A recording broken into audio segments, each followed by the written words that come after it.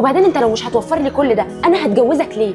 والله انا قلت انك انت المفروض اصيله، وانك انت هتحافظي عليا وعلى مالي، وانك معايا على الحلوه والمره. كمان طلعت مش اصيله. سلمى انت عارفه ان انا بخاف اقول لك ان انا مش معايا فلوس تتغيري. وده ايه علاقته بس يا عمر بان انا لما اطلب منك حاجه نفسي فيها تجيبها لي؟ عشان كنت بقول انك انت ممكن بكره تحسي، ممكن تشوفي، لكن الحقيقه انك انت طلعتي انسانه استغلاليه.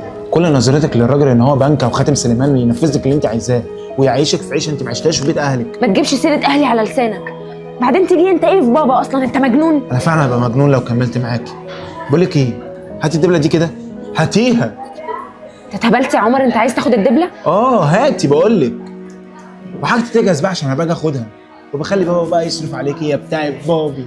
ابوك اساسا بيلبس حمالات بحماله واحده، بيبقى فاكرها الشنطه الكروس دي.